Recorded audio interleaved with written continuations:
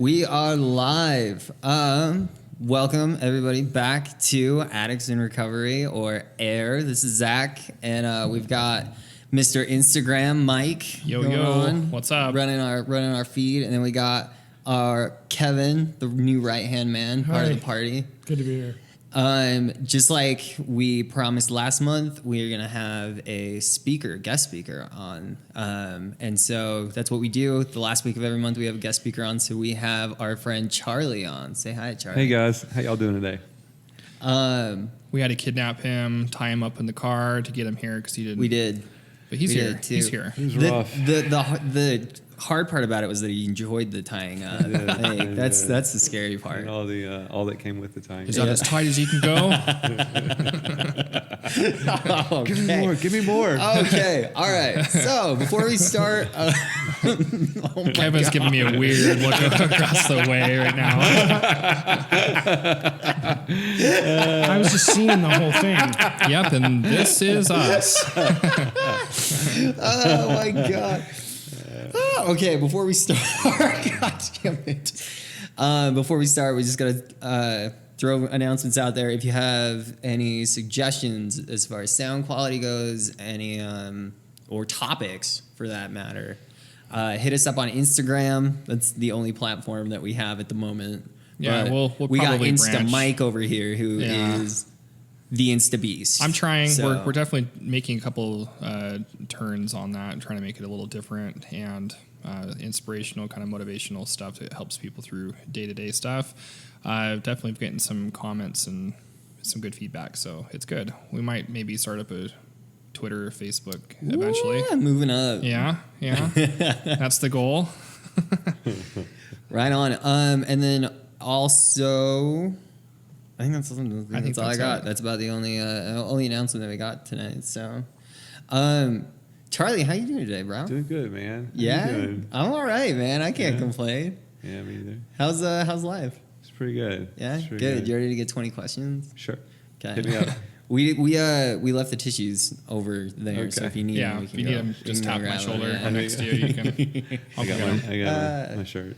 All right, so we chose Charlie because one of the not only is he a really good friend in all of our lives, he's just a genuinely good guy, and he has a really good story to tell. So we'll start out with Charlie. Kind of, where are you from, man? Sounds New Yorkie. New Yorkie. So I am American by birth, and I'm Southern by the grace of God. From Jackson, Mississippi, born and raised, and I now currently live out in Ogden, Utah. If y'all don't know where that is, it is a little bit north of Salt Lake City, the big city. And The big city of Utah. grew up in the South. And when I was 17, I decided I needed to evade the law, and so I ended up living all over the country, but originally from the South. Yeah. Damn. Nice. So Charlie has how much clean time do you have? Coming up on 10 years, 10 years. October 20th. Congratulations. That's gonna be weird to say. A decade. I know. An X. X gonna give it to you. Yeah, there you go. So tell us a bit about it. Tell us a bit about your past. So kind of the history. Like, how did you get into substance abuse? How did kind of that play? Well, my older brother was a raging drug addict at an early age. I like to say that if you're from Jackson, Mississippi, and you're in Osborne, then you're either in active addiction, you're in recovery, or you're dead from addiction. And so I just kind of came by it naturally. Like, my whole family is, my house kind of turned into a first step halfway house when I was, I guess, about 11 and 12 when my dad got sober. And my brother was already, so my family's super close. And my dad's brother and my dad hang out all the time still. They live like 4 blocks from each other. A little bit further. They live about a mile from each other. And they always come over, see each other, hang out. Well, his youngest son, his name was Michael, and I was raised with Michael for a long time when my dad was out drinking, and Michael was kicked out of schools and didn't have anywhere to go. So my grandparents kind of raised both of us together, and we spent a lot of time together, and we grew up really, really close. And so when we were in high school together, we would people would just kind of be like, "Oh, your brother's over there. Your brother's doing this tonight. Your brother's doing that." And so sometimes I refer to him as my brother, but he was my first cousin, so we were raised really close. And he was a raging drug addict at an early age, and he got me into it. We started smoking weed when I was really young, probably about 13. What's like your age difference between 2 years? 2 years. Okay. Yeah. So we have all Mac's kids. Mac is my uncle. All Mac's kids are all 2 years apart. So we're all He had 4 kids, so we had 2 year gap between everybody, all the Osborns down the line in Mississippi, and we had a real tight family. The whole like blood's thicker than water thing, that was our family. If you mess with one Osborne, you basically mess with all of us. So super close family, a lot of love there, and we had a lot of fun early on. Michael really knew how to party. He knew how to get in bars. I was probably getting in bars when I was 13, 14 years old, sitting at bars drinking when I was 13, 14 with him and my other cousins. And so that's basically how it started, smoking weed. So it's go ahead, bro. 1, 2, 3, 4. No. Your dad, though. Let's talk about that just for a quick sec. Yeah, I do. Growing up, just define or kind of talk about your dad. What did you notice with him at all? Anything? Well, my dad, classic memory. I'm over at my grandmother's house, and they're like, "Well, you can't go to your dad's house for a little while." I'm like, "Why?" They're like, "Oh, he's being raided by the police right now." Oh, okay. Did that feel normal though?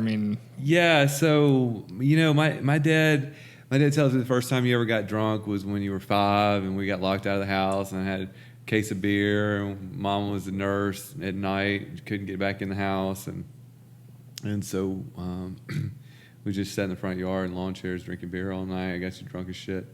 And so I guess early on, my dad always drove around in an old truck with a 40-ounce Budweiser in his lap, and that was the norm. Mm-hmm.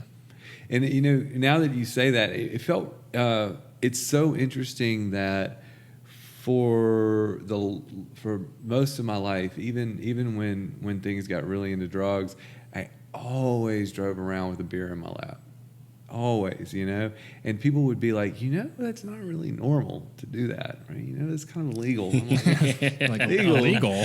Having a Coke, So yeah, he definitely normalized it. So it's you're saying it was a hereditary thing almost. Everybody in the family had, I guess for what you believe it, disease of addiction. Oh yeah, just kind of just ran rampant almost. Yeah. Oh yeah. That's really interesting because a lot of people think there's this huge debate on choice, right? Is addiction a disease or is it a choice? Or where it comes from. Am I choosing to destroy my life? Is this person choosing to destroy their life? If they are, why don't they just stop, right? But I think it goes deeper than that. Absolutely. It goes way deeper. DNA level deeper than that. Yeah. And additionally, added on to that, the level of shame that goes from the parent to the child travels on, and then it almost turns into this family shame of the parent is behaving this way, and those shame, whatever cycle. Behaviors, the cycle pushes through, and it just continues, right? And so you're kind of a product of your environment almost. Absolutely. How long did it go? How long were you running and gunning for? So I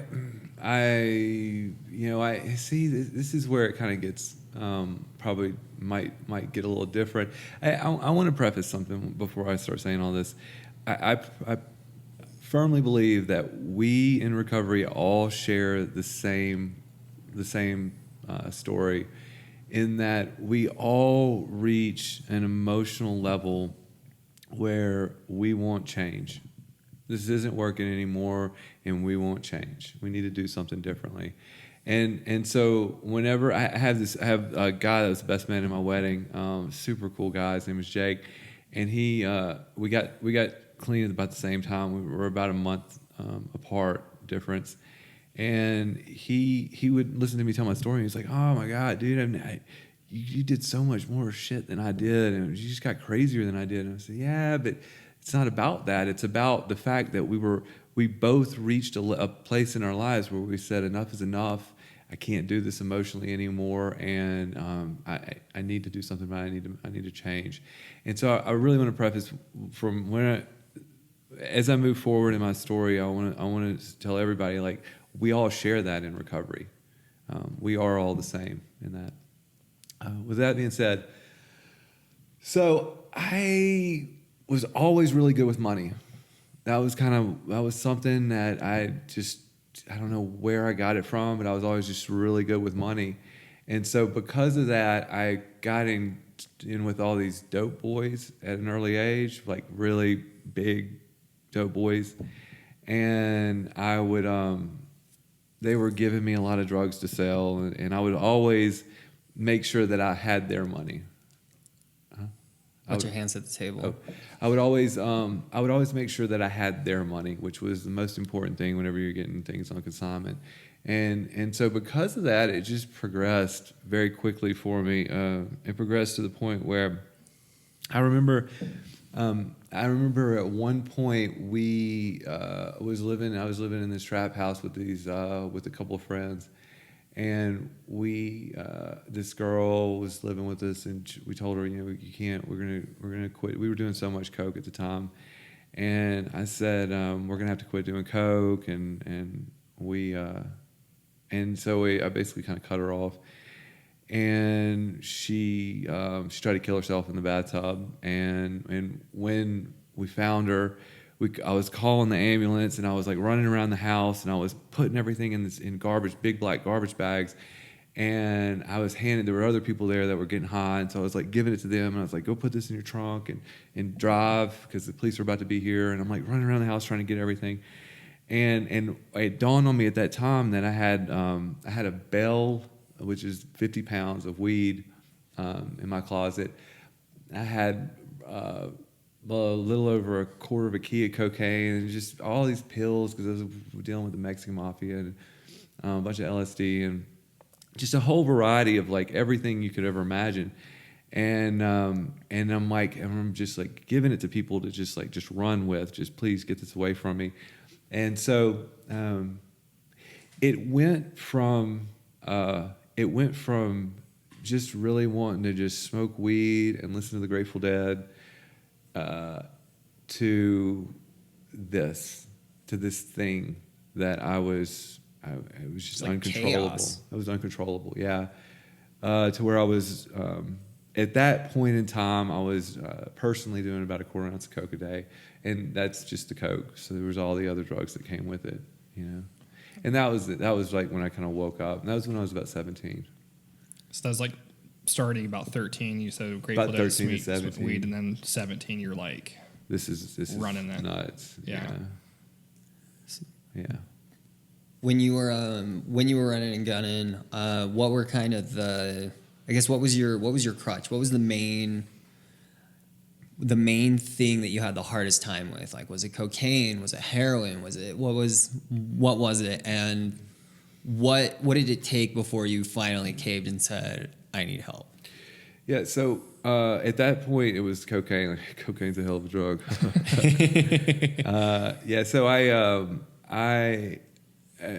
because that's what I had access to. At the time, that's what I had, and I had access to just so much of it. And so because of the access, because of the sheer access to it, that was what I did. Well, at this point, at 17, my pawpaw, he was working with the police department for a long time. For many years, for like over a decade, he was a juvenile court lawyer. And so he would work with kids who had been charged with crimes, and he was a defense attorney, so he'd work with them and get them out. So he knew all the cops in Jackson. And he came to me and he said, "Listen, the cops are watching the house you're living in. This is a house with a chick overdosed in, or tried to kill herself in." And he was like, the cops are going to raid you. They gave me a fair warning because they respect me, and they said, if you don't quit doing what you're doing, pretty soon they're about to kick the doors in. So stop. And I got kind of freaked out because I don't want to go to prison. And I said, well, I'm going to, in the cloak of darkness, I'm going to get on a bus and I'm going to drive to Montana, or ride to Montana, and I'm going to go live in Yellowstone in this system where they still have it to this day too, where you can live in these dorms and work in these little restaurants, and you don't make shit, but they pay your rent, and then you can go hiking all day and all this stuff. So it's like, How old were you at this point? 17. Well, I just turned 17. Oh, okay. Yeah. So I also graduated high school early because of just the way I had it set up. So you were an intelligent kid. Yeah. I had my graduated. moments. So so I just turned 17. Yeah. And so I was a little after, maybe 17 in a month. Anyway, so I head out to Montana and to Yellowstone. So the geographical cure. Right? That's it, right? You know this one. And I was like, this is going to fix me because you can't get cocaine in Montana in the middle of the Yellowstone. And I was like, yeah, this is going to work. And I did just become an alcoholic for a while. I ended up getting some troubles with the federal agents in Yellowstone.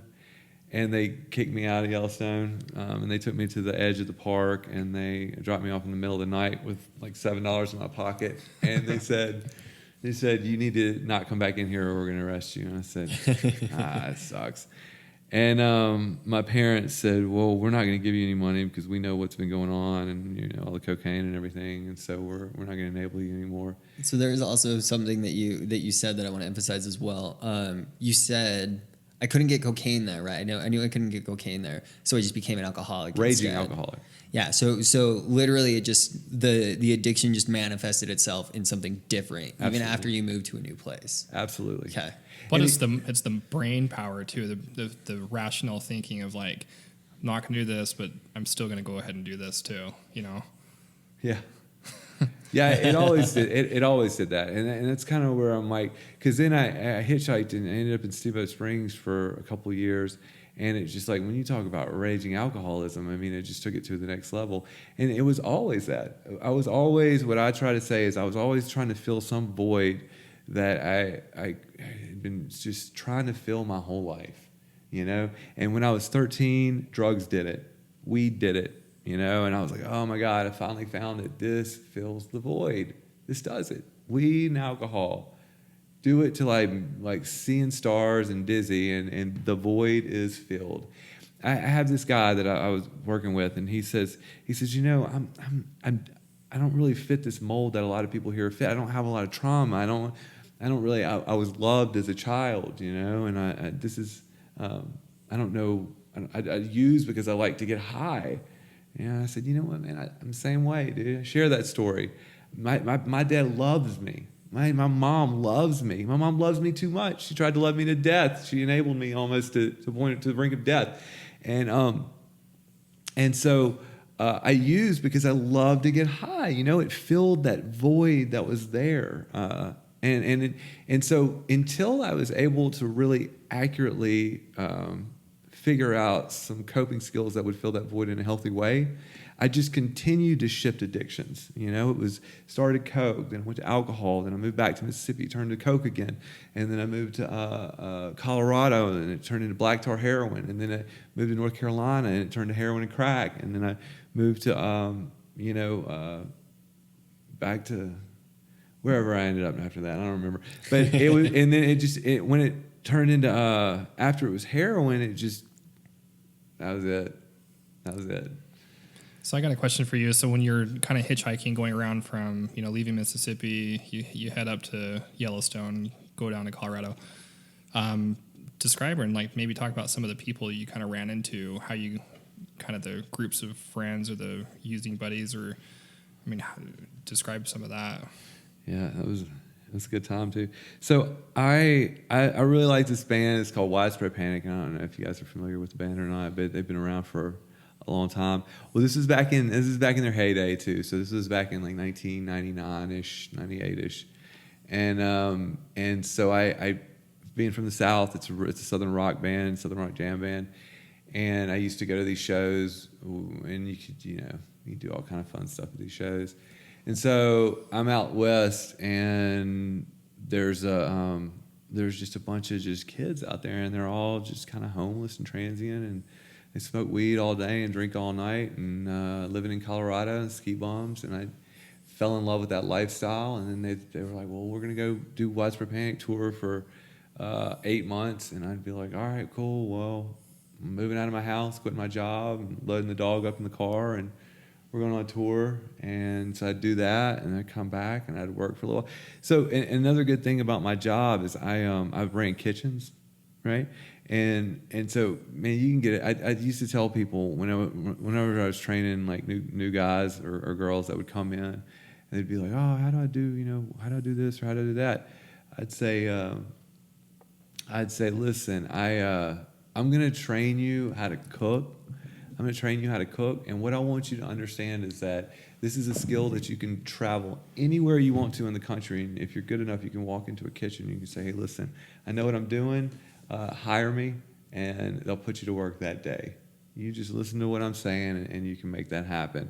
And that's what I did, I wasn't like traveling and end up somewhere and I'd be jobless or anything. I'd have a job. I'd have 2 jobs in the first day I was there, working in kitchens. And so I kind of had the luxury of being able to just be like, I quit, screw it. I quit. I'm leaving my house. I'm going on panic tour for a year, 8 months or something like that. And the thing was, I was just going right back into the same mold where I'd go on panic tour and I'd get I'd seek out the biggest dope dealers, and I'd get them to front me a lot of dope, and I'm walking around the lots and I'm selling ecstasy and LSD and weed and everything, making enough money to put gas in the car, get a hotel room, get a ticket for the next show, and spin, wash, repeat, go to the next show. And so I met a whole lot of cool people that way. I had a lot of really great nicknames, in different states, and I just would end up meeting like different cliques and getting to be really good friends with them for a little while, and then moving on to a new clique of people. And still to this day, like I look back on it and I'm like, people say, what's your greatest strength? And I tell them all the time, I say, I have the ability to talk to a homeless person or talk to the President of the United States in the same day, and I will be able to show them an equal amount of respect. Probably that I used to say that currently I would probably show the President a little less respect than a homeless person. But nonetheless, anybody I can go from somebody who people have I can talk to anybody, man, and I have I see the beauty in every human being that walks this earth. I was raised. My grandfather was one of the greatest people I've ever met. He's my mentor in life, and he would always say, "Love everybody, love everybody." That's what he said to me every day. And so I really do. I preach it. You got to find the good in people, because when you start really nitpicking and picking out the bad in people, that's all you end up seeing. And so.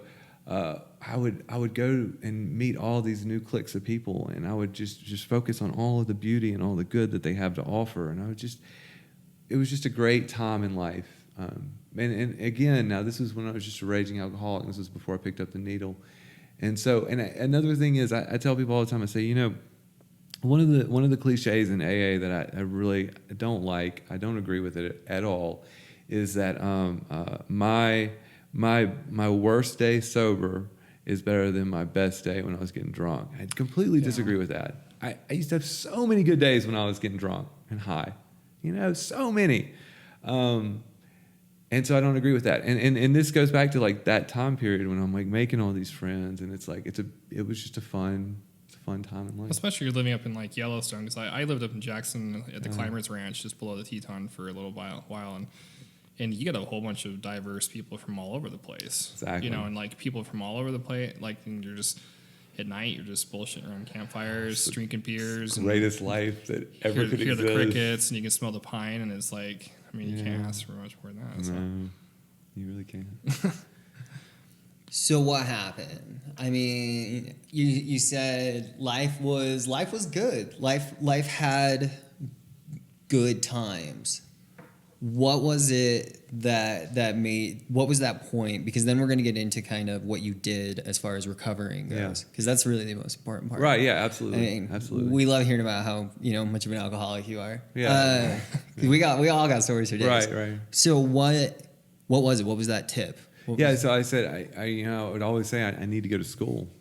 I need to go to school, and because I can't do this forever. I've got to have some type of formal education, and like I got to be something with my life.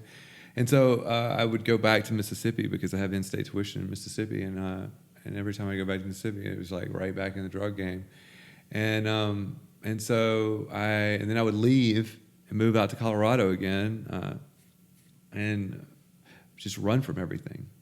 And then I get out there, and then you're back into raging alcoholism because you can't get the cocaine, And then at some point, I knew a guy who knows a guy who knows a guy, and his name was Jason Johnson, and he's still alive today, which is amazing.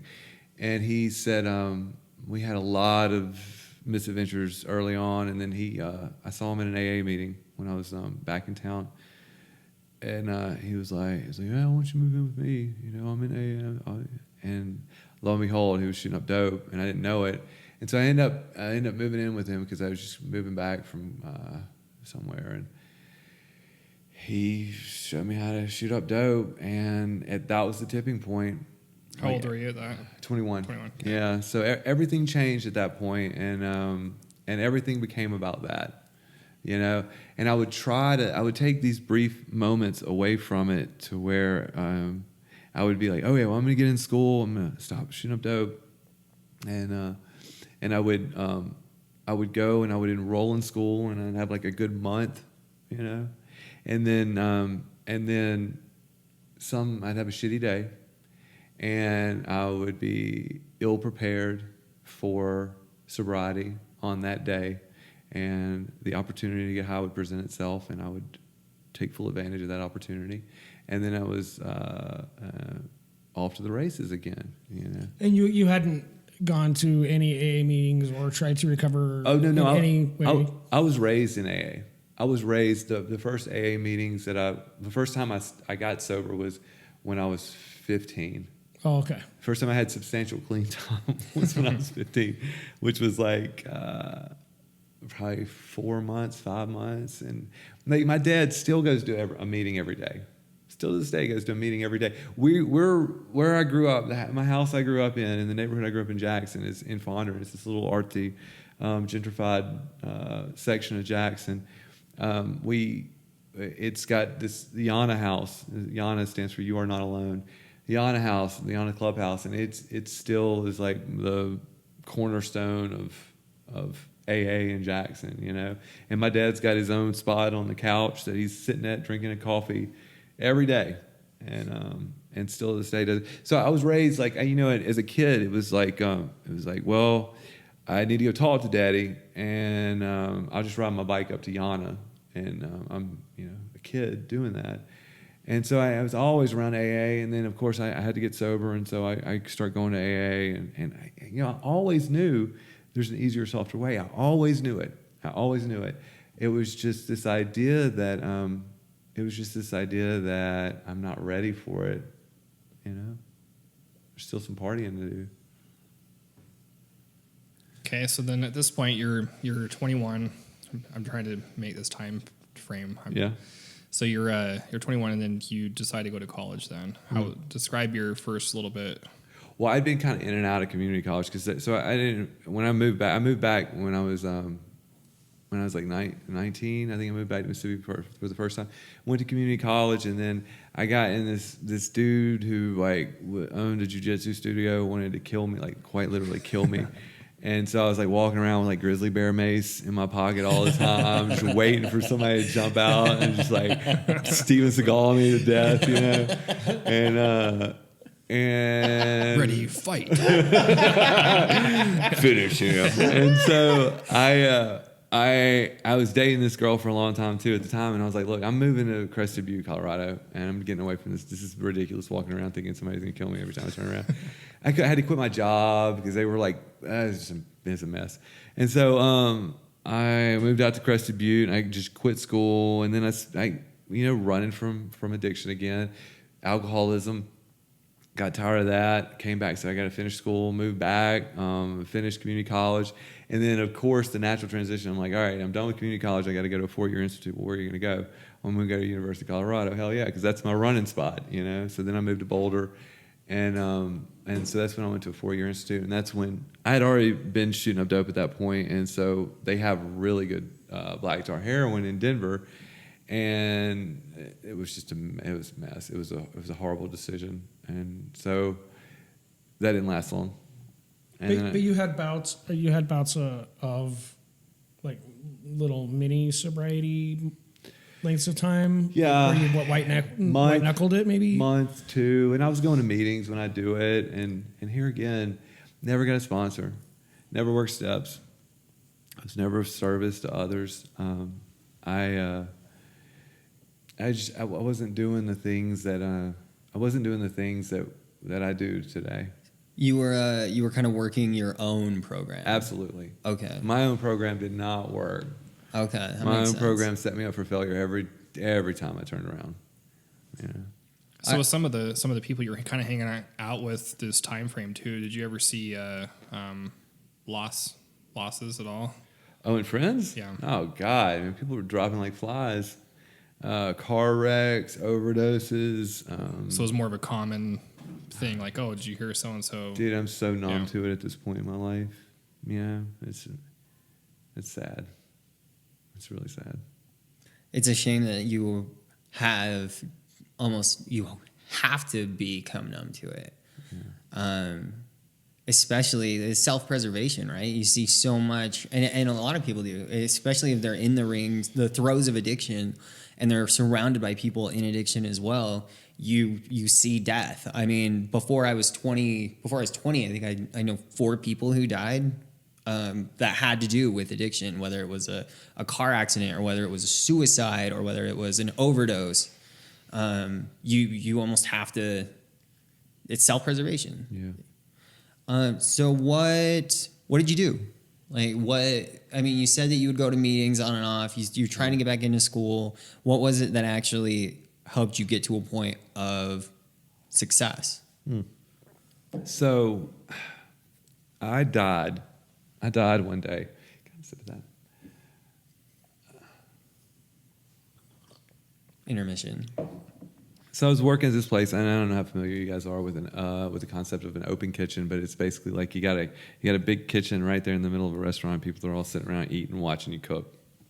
And so I was working in one of these, and I died, and they had to bring this ambulance in, and it was a Friday night rush, so the place was full. And How did you die?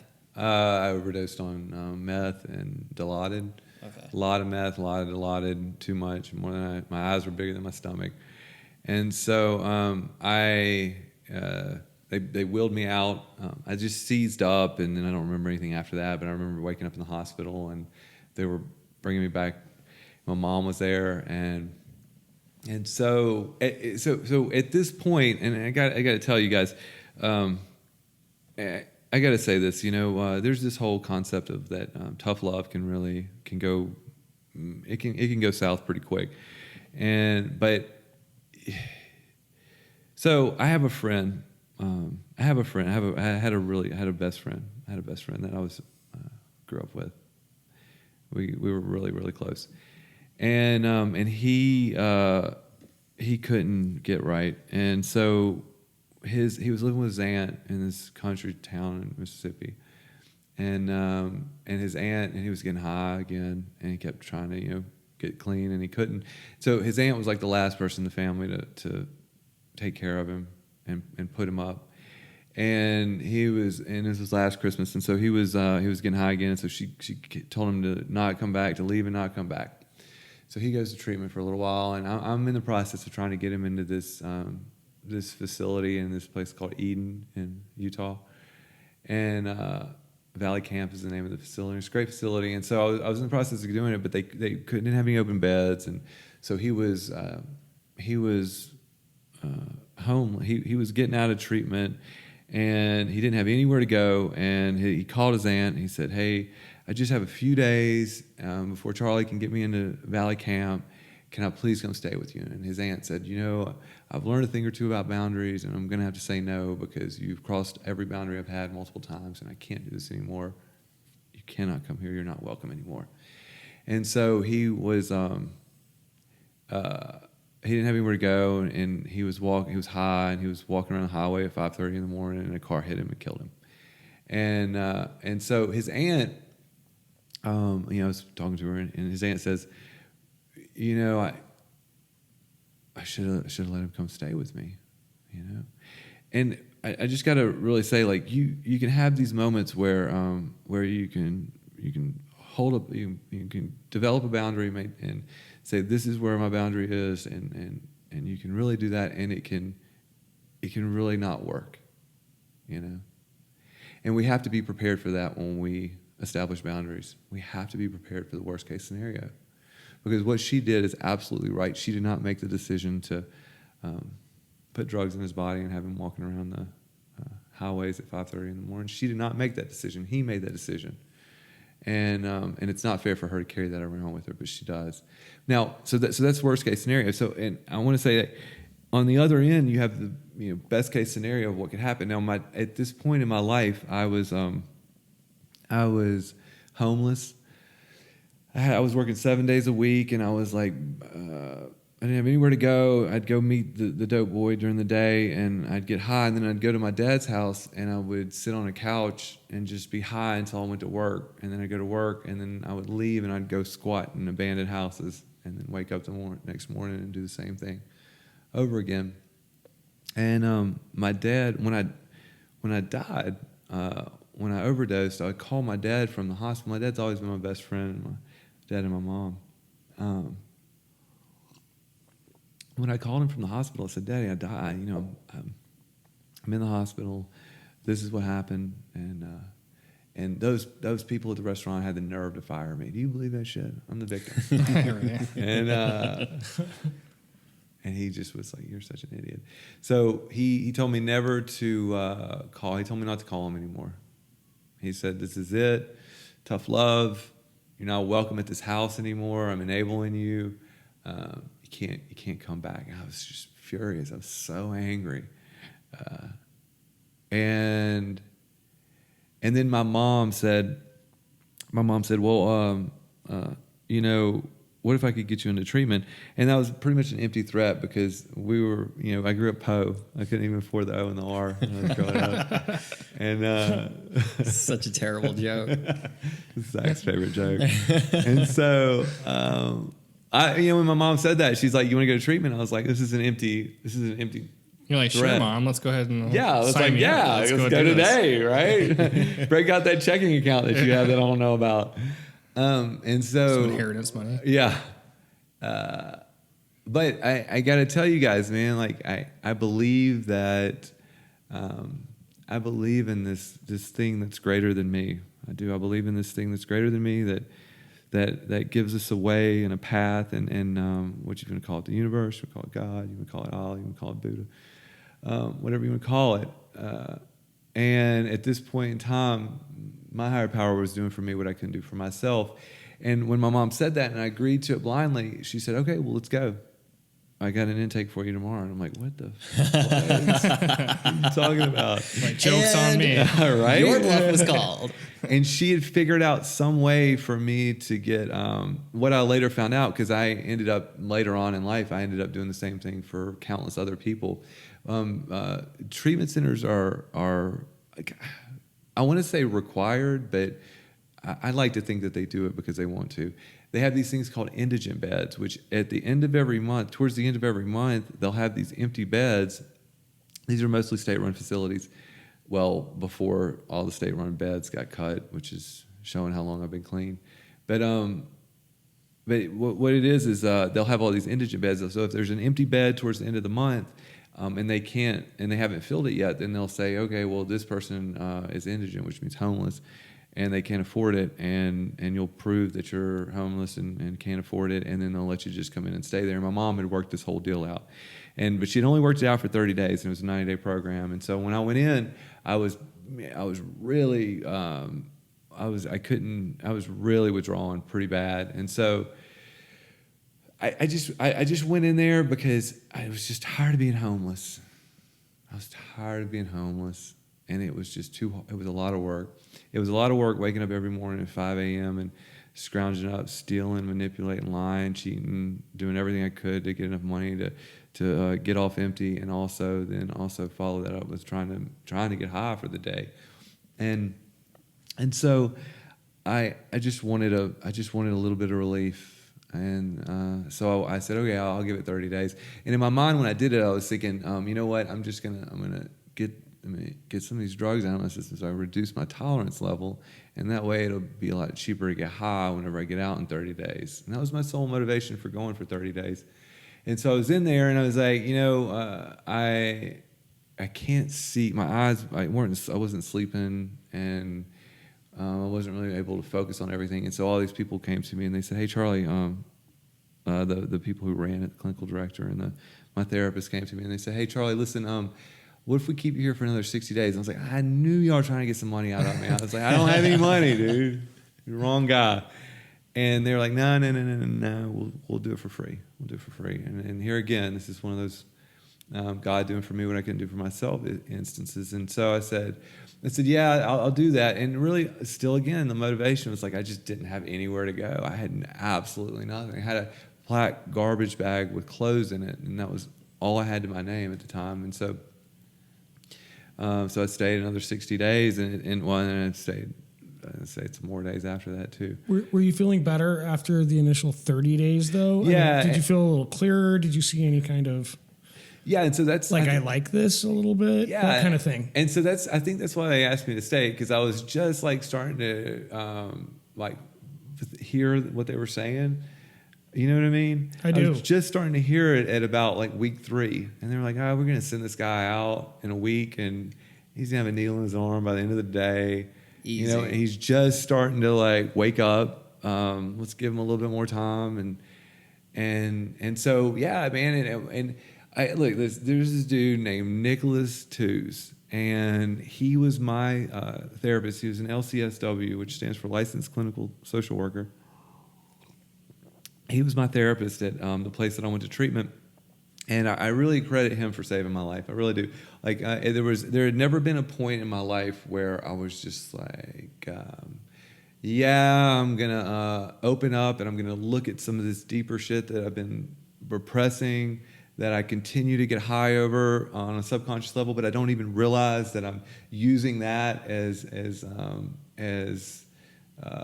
material to get high over. I don't even think about it because I've suppressed it so deep, And he was really digging into that stuff, and he was bringing it out. And it was a lot of pain, man. Like, so I struggled early on. I struggled a lot early on with.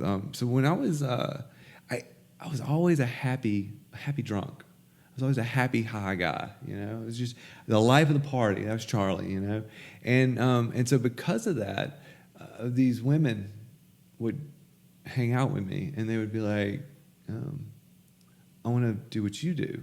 I'll do what I want to go have some fun. I want to go out, yeah. And I'll do what you do if it allows me to hang out with you. Right? Right.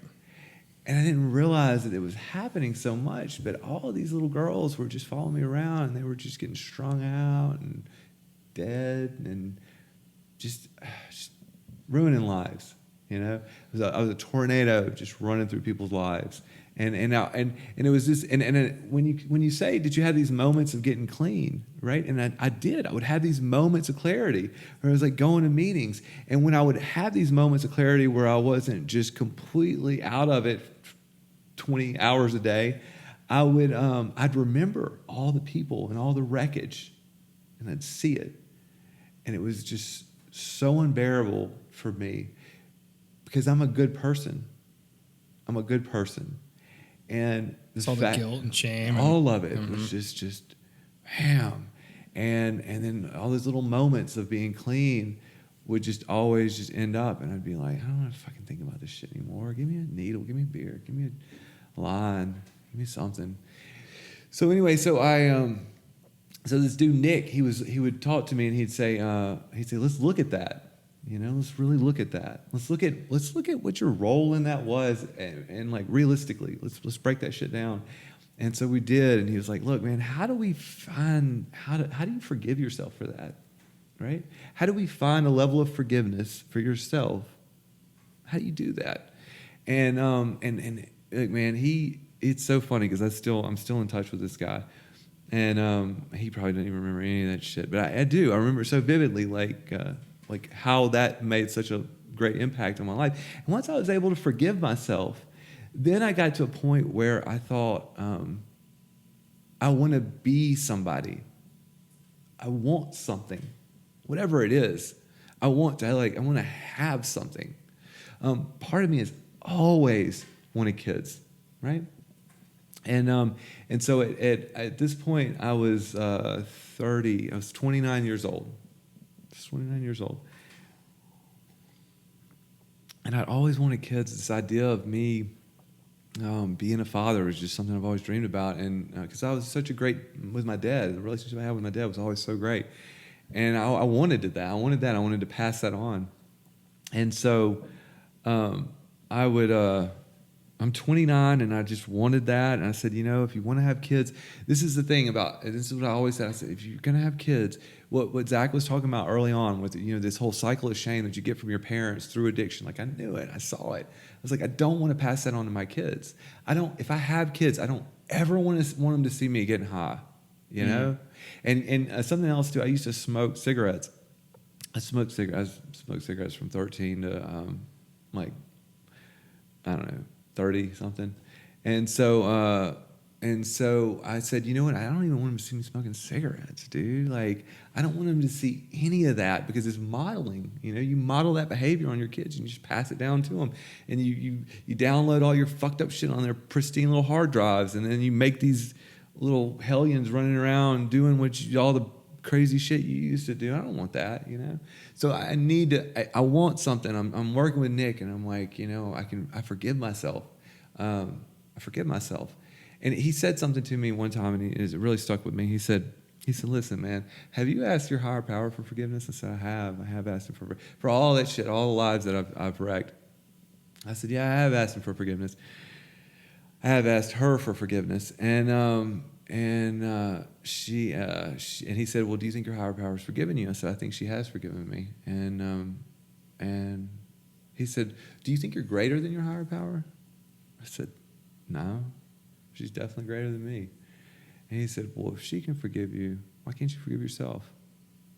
And it was just like this logic that I never thought before. So simple. You're just like fucking Jedi shit, Forgiveness I am, And so anyway, so I did that, and I moved past it. I worked with this dude, and he was like, listen, man, here's the deal, Charlie. Let me tell you how to stay sober. You ready? I'll tell you how to stay sober. So tell me how to stay sober, man. He said, you be of service to other people. Be of service. That'll help you stay sober. Do what you're doing. Get in AA. And I wanted to get back in church too at the time, which I did. And he said, go do that. You want to get back in church? Get back in church. Get with AA again. And he said, but be of service, because when you act in service, you get out of self. And when we're in addiction, we are primarily in self, right? We are selfish in our actions. And so he was like, to get out of self, be of service. And so I said, you know what? You do a lot of service work, just working with all these addicts. Like, you do service. He was like, yeah, I guess. I said, all right, I'm going to do what you do. And he was like, okay. And I was like, where do I apply? He was like, you need a degree. And I said, all right, well, okay, I'll go get one of those. And really, that's kind of what sparked it. To do what I do. To do what I do didn't start out as this altruistic act of like, I'm going to go help people and decrease addiction in the world and all that. It started as this very selfish thing of like, I just want to stay sober. And so this will be kind of a loophole where I can be of service and I can maybe make a little bit of money. And What do you do? I'm a therapist. I'm a social worker. So You literally did exactly what he did. Right. And so he said, this is where it gets even funnier. And this is where, like, when we really like step back and we look at like how beautiful the universe is and how amazing this thing we call higher power is. Like, he said, I said, where did you go to school? And he said, I went to the University of Southern Mississippi to get both of my degrees, my undergrad and my graduate degree. And I said, oh, okay, cool. And then like a week later, he was like, where are you going to live when you leave here? And I said, I don't fucking know. I'm homeless, dude. And he was like, well, Voc Rehab, since you're homeless, we hook you up with Voc Rehab, and they'll put you in this halfway house that's in Hattiesburg, which is where the University of Southern Mississippi is. And I was like, oh my God, wow. I was like, I'll do it. And then I'll go to the school, the same school, and I'll get the same degrees, and I'll be applying for a job here, you know? And so I went back. I did that, and I went to that halfway house, that place that he was sending me, and Voc Rehab paid for the first 2 months, and I ended up moving in with a bunch of drug addicts into a house and managed to, really work a good program. I got a phenomenal sponsor as soon as I got out of treatment. Like the day I got out of treatment, I walked up to this older black dude, and he had 33 years clean. His name's Henry DeBone. He's passed away. He died clean from cancer. Was that like in a meeting or something? Yeah. So I was in an NA meeting, and Okay. saw this guy. He had something I wanted. He had a whole lot of something I wanted, And when he would share, he was just like, you could just, like, peace and serenity was just like oozing out of him, And I walked up to him and I was like, hey man, listen, I just got a question. And I said, what did you do? Like, what did you do when you got high? And he was like, yeah, I used to shoot up heroin from New York, from the city. Just shoot up heroin. I said, all right, I think you're my man. And he was like, all right. I said, I want you to sponsor me. I said, did you do crack too? Because at the end I was like doing a bunch of crack and heroin. I said, did you do crack too? And he said, no, I'm BC. I was like, BC? He's like, before crack. So, all right. Well. So I got a question for you to kind of back up just a tiny bit. Yeah. Describe now your kind of the whole going through treatment to kind of college, your family at this point. Like, what's your relationship? Are they like pumped that you went to rehab, and are you talking to them while you're in rehab? Like, how does? Yeah. So my dad said. I'd been sober for about 3 months. And I was still in treatment. So in order to get into that house, I had to wait another like 20 days. So they kept me 90 days and then another 20 days to get in so I was there a while. And when I was sober for 3 months in that treatment facility, I called him and I said, hey Dad, I just want to tell you I got 3 months today. And he said, what the fuck you want me to do? Throw you a ticker tape parade? And my immediate response, just gut response, was, what the fuck is a ticker taper?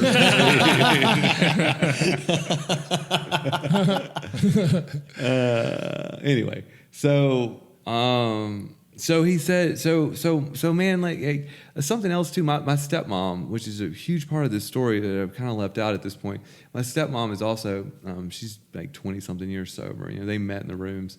And she's just an amazing human being. And she was always like, you got to stop enabling him. You got to stop enabling him, And I was always like, well, that's that bitch talking. That's her talking, Daddy. You don't need to listen to her, And I had a whole bunch of resentments built up towards Tammy, just a whole bunch.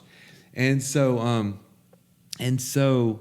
I had been clean for about 7 months.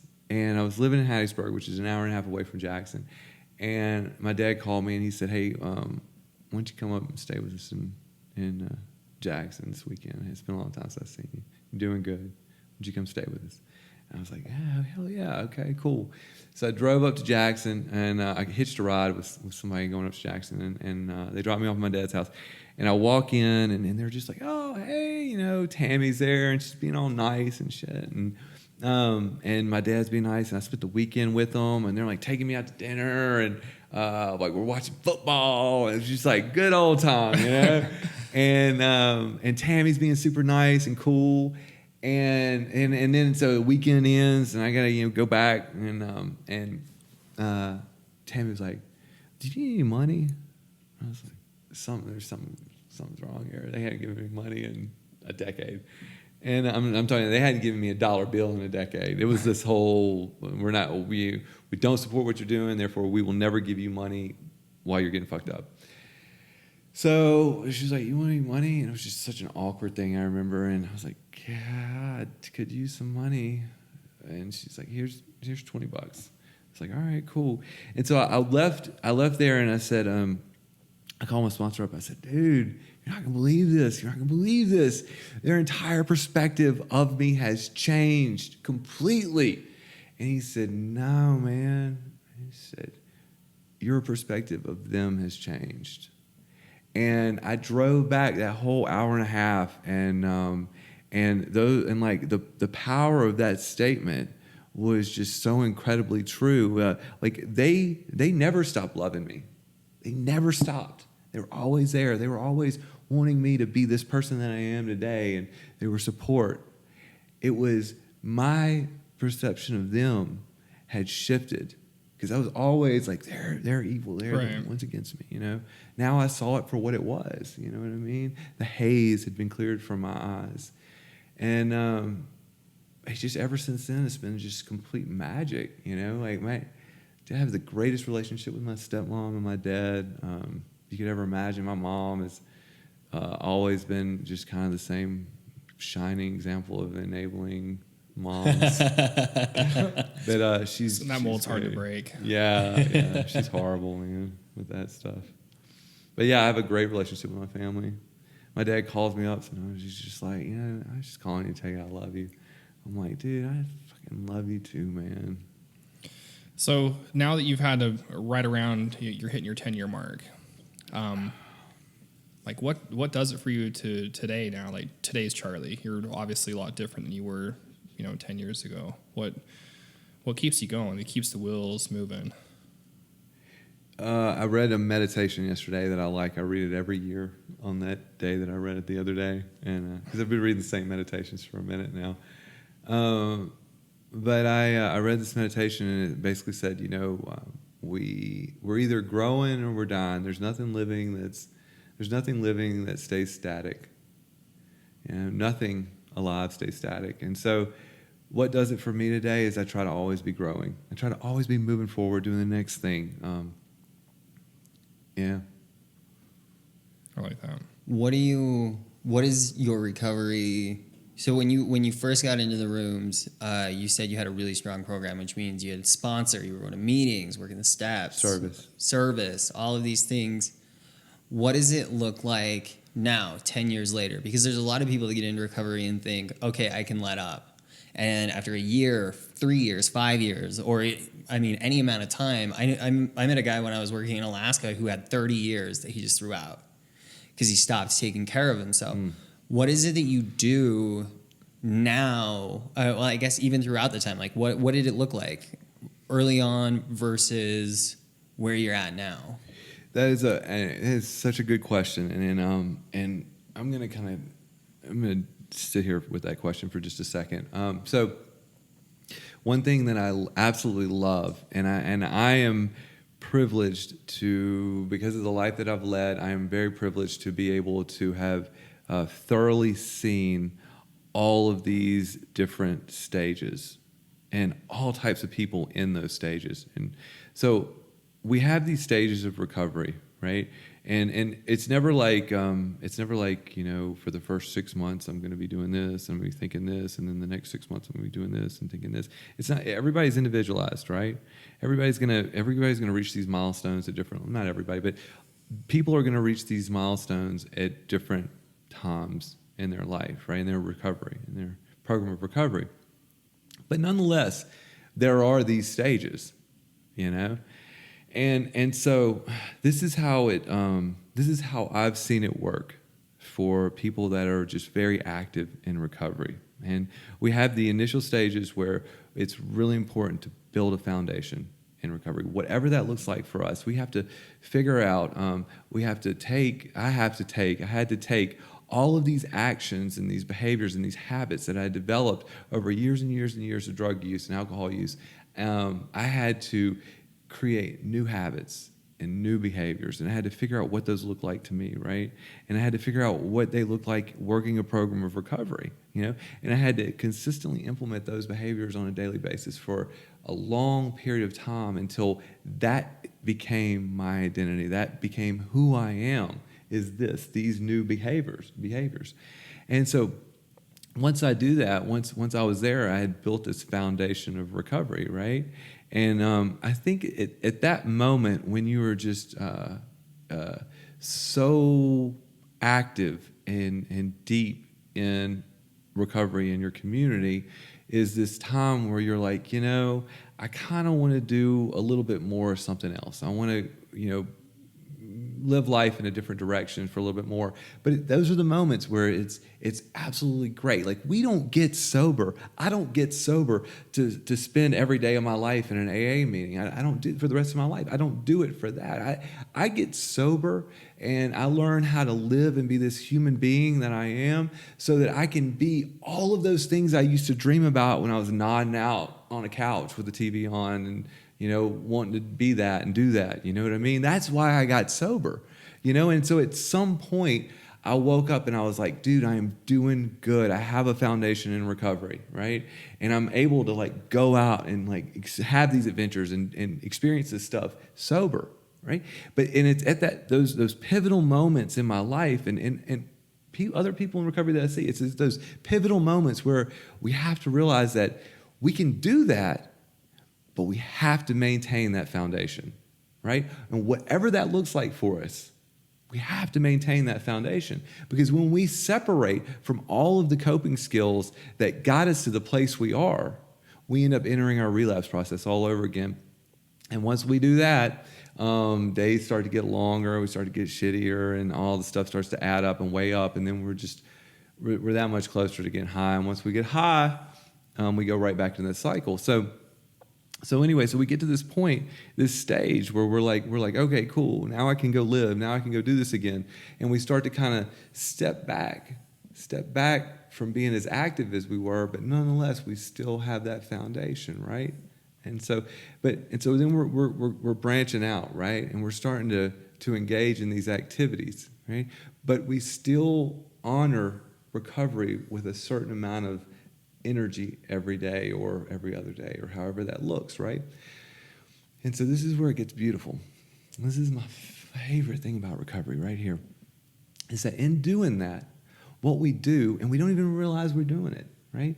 What we do is we're bringing recovery into all of those other actions, all of those other things, those adventures that we're doing. We're bringing recovery. We're bringing the message of recovery into those things with us.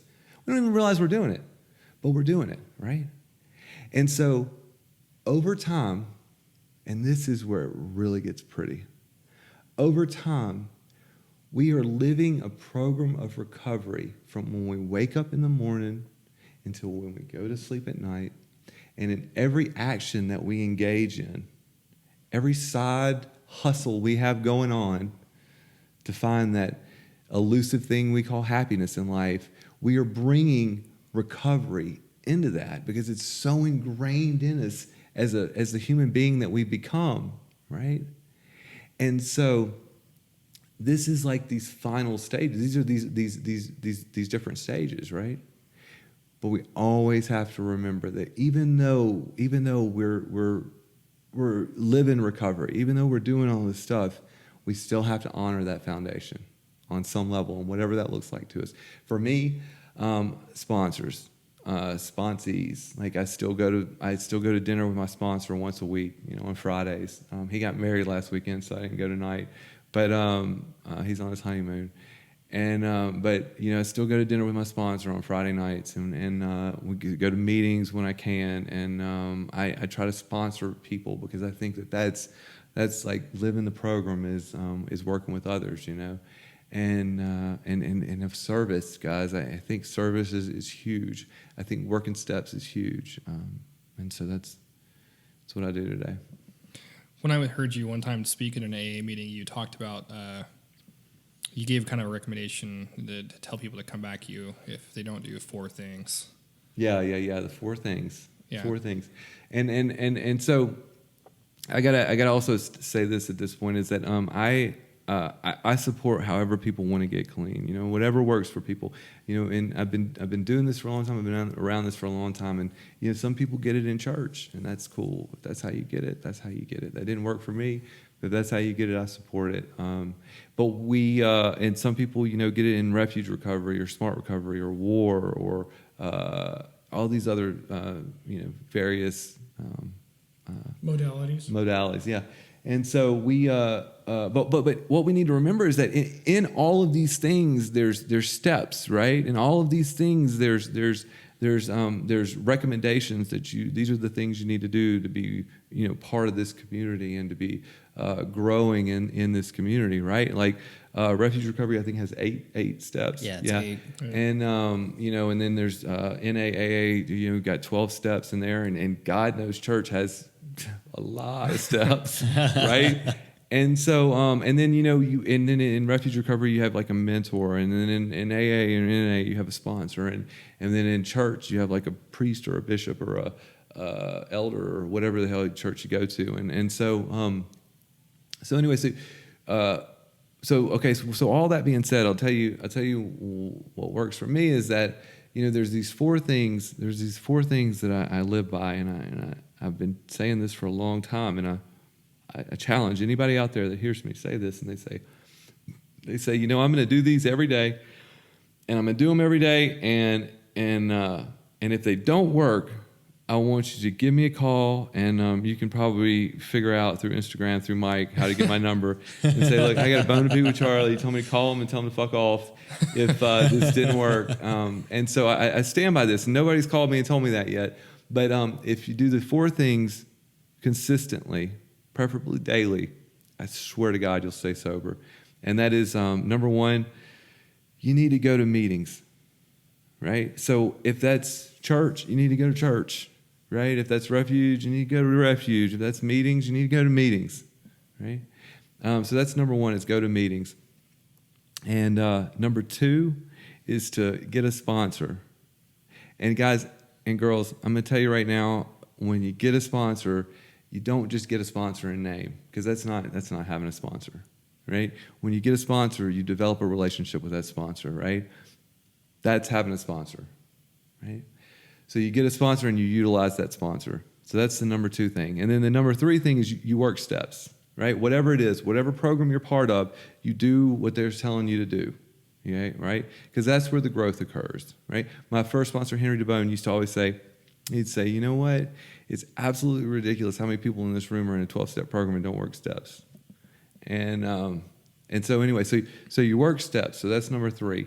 And then number 4, you be of service to human beings. It drives me crazy when people in the room say, go help another alcoholic or addict. It drives me crazy, because don't just go help an alcoholic or addict. Go help everybody. You know, go be of service to human beings. And so those are the 4 things. Just to repeat real quick is you go to meetings, number 1. You get a sponsor and utilize the sponsor, number 2. You work steps, number 3. And then you be of service to humanity, number 4. And if you're doing these 4 things consistently and daily, I swear to God, you'll stay sober. For starters, you won't really have time to get high, you know? But more importantly, you'll get sober, you'll stay sober, and you will become that person that these programs all are designed for you to be. Like, you will grow into that human being that you always said, I want to be that person. I want to be that person. And I think that is a phenomenal spot to end on, because we got a couple minutes left. Hey guys, thank y'all so much for listening to me. Thanks for asking me to be here, and I'm just honored and privileged to be able to share this. It's our pleasure, man. Yeah. This is really good. So once again, Charlie, we really thank you, man, for coming on, and also give us some feedback, Instagram, see how we sound. We keep changing our mic setup, so hopefully that we're progressing, because earlier on they were giving us some I guess, poor feedback. Yeah, we're Progressing. We're stepping up. We're going up. So It's a growth process. Yeah. it is. So No, I really appreciate progress, not perfection. No, I really appreciate you coming on. It's awesome to hear kind of a different everyone's story. It's great it's motivating, and you've helped me out quite a bit in my life, and I really appreciate you coming on. So Yeah. Thanks. you're always a brother to me. Always.